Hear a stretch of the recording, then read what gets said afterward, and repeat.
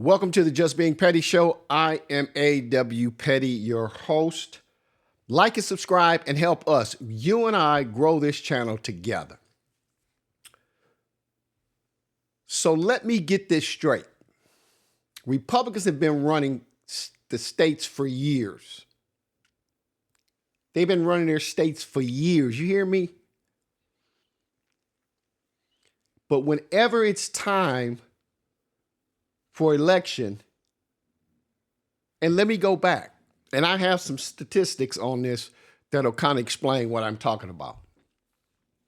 So, and this is a story that I've always wanted to do because I just thought it was fascinating how these red states do horrible in areas like education, healthcare, income, and just the overall, their overall quality of life. And I could never understand why these Republicans would continually vote for Republican candidates. I just couldn't understand it. So I wanted to do this story. So, like I said, when Republicans run in red states that they have controlled for decades, and when a Democrat runs against them, they blame it on Democrats. That's their spiel. When they campaign, well, you don't want a Democrat in because they will mess up everything. What are you talking about? You're already fucked up. You're the lowest in every category, or close to the lowest. So how can you do wrong if you vote a Democrat in just to see if things would change? But they don't. I don't understand it. But I'm going to give you some stats on this, and then we'll talk about it at the end. So based on the 2025-2026 report, several reliably Republican-led states consistently rank near the bottom in national studies for education, healthcare, and the overall quality of life, often including Mississippi, Alabama, Louisiana, Oklahoma, and West Virginia. These states often feature long-term GOP control of legislature and the governorship, correlating with lower per-pupil education spending and lower life expectancies. Here are specific examples often highlighted by these challenges. Mississippi frequently ranks at or near the bottom in education and healthcare outcomes, with low per-pupil spending. They spend about $10,343 per year, I believe, on education. Alabama ranks low in healthcare access and education metrics with low per-pupil spending. They spend about $11,774. Louisiana faces significant challenges in public health and education, also experiencing high population loss. I don't have their annual spending on education. Oklahoma often ranked near 50th in education with low pupil spending. Theirs is about $9,893. West Virginia struggles with high poverty rates and low college graduation rates. So, economy and businesses. While some, like Texas, rank high for business climate, they often falter in overall quality of life. And see, these are the things that you don't hear. You hear it when it's time for campaign time, and the Democrats push back a little bit, and they say, "Well, you're last here," but I mean, the Democrats should be pushing this even in off election year. They should make this sink in to everybody and show these stats. It just seems simple to me. If they do what the Republicans do and pound these stats, however they have to do it, you can't count on the media, left or right, to push these negative stats because they're afraid, they're scared of their own shadow. But the Democrats should be pushing these every day, twice on Sunday, and even in off-election years. They need to be pushing this because this is serious to me. This is very serious. So many of these states did not expand Medicaid, resulting in lower coverage rates and higher premium increases in the ACA marketplace. See, they don't see when I look at this, they don't care. They don't even care about their own in these red states. I know they don't care about Democrats, period, but they don't even care about their own. And I don't understand why Republicans don't get this. Would you rather just be not able to read, not able to feed your family efficiently? Who wants to live like that? And you guys accept this in these red states. It just blows my mind. So education, these stats tend to spend less per student, which I said in a couple of states, resulting in lower rankings, although some like Mississippi have seen improvements in specific areas like reading. Okay, so you got one positive thing. Several states with long-term Republican trifectas control of both legislature, chambers, and the governorship consistently rank in the bottom tier for income, health, and economic mobility, often characterized by lower median households incomes and high poverty rates. This is madness to me, folks. Madness. These states generally prioritize low taxation and reduce government services, resulting in reliance on federal aid based on 2026 data. So here's the other thing. They always talk about these blue states. They always talk about people of color taking from the government. That's what they talk about all the time. They don't tell you these stats, because these stats tell you the most people that are taken from the government, whatever the program is red states, flat out, full stop. And they won't tell you that. It amazes me. And that's why I say you need independent media on YouTube or wherever else you can get it, because the legacy media, they're just done. They're not going to tell the truth. They're not going to tell the truth. They're just not going to tell the truth. So this is why you need legacy media. This is why you need independent media, for sure, because this is crazy. I've known about it, but how many people don't know about it? Really, how many people don't know how bad the red states are doing? Mississippi consistently ranks as having the lowest median household income in the U.S., $44,966 in 2026.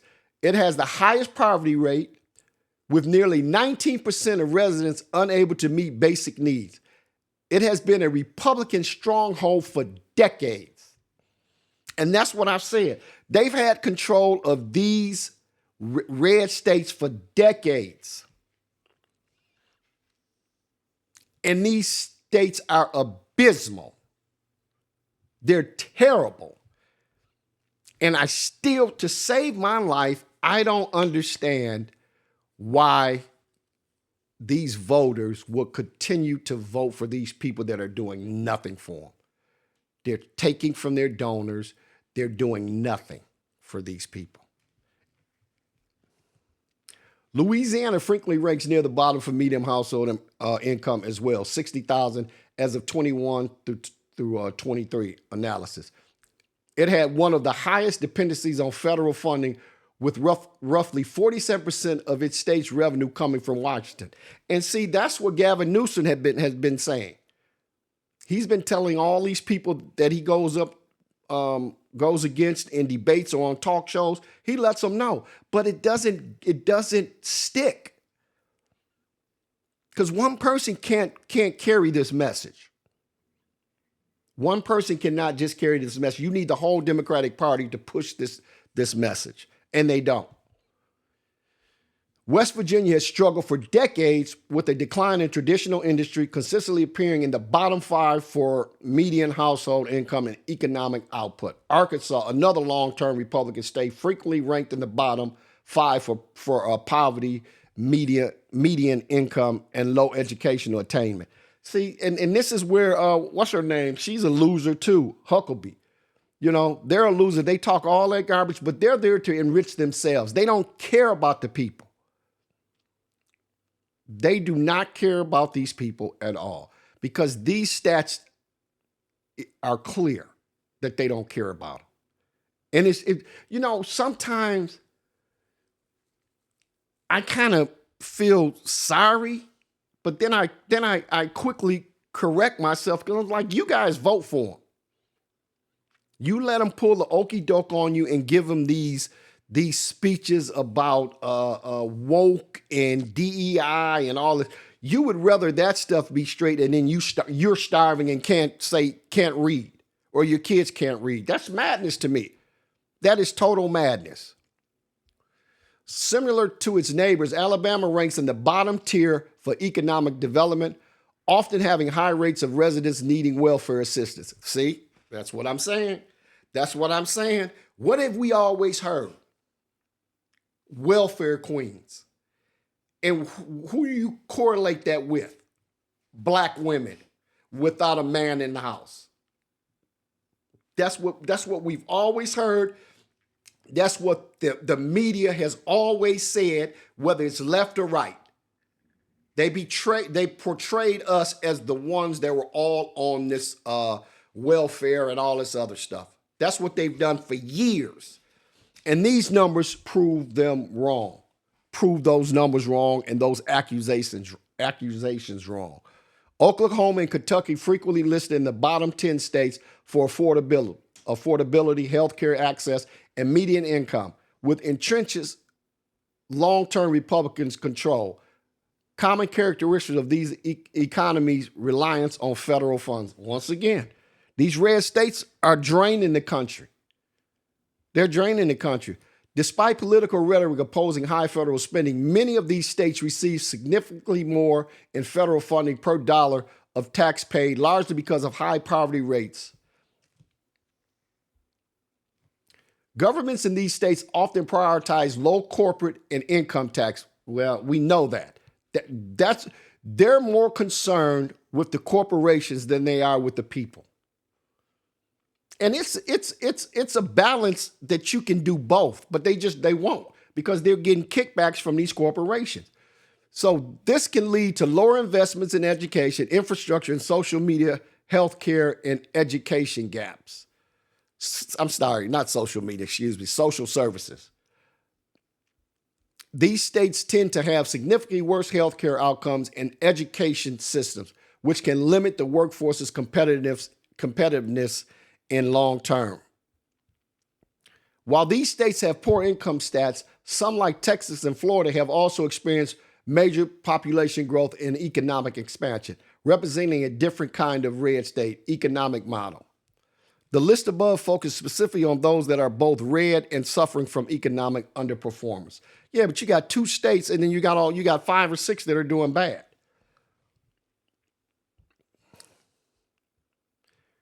Red states more likely than blue states rely on the government. Republican dominance in red states is sustained through a combination of cultural alignments, structural advantages like gerrymandering, and a focus on socially conservative policies that resonate with the local electorate. Look, if you're telling me that you're more concerned with abortion or DEI or all this rather than feeding your child, that's lunacy. That's total lunacy. If they have convinced you so much that these issues are more important than your family, you and your family, then I don't know what to say.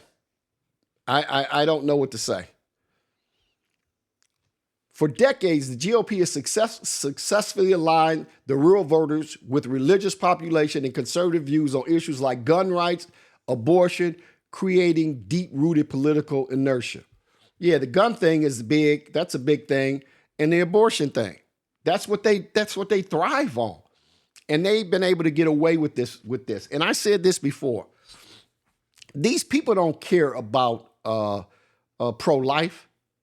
They are pro-birth, period, because they don't care about the child. And you can see here, the government doesn't care about the child after they're born. They could care less. They cut out all these programs. Key strategies include ideological realignment. Following the post-civil rights era, the GOP successfully rebranded in the South and other areas by aligning with conservative views on social issues.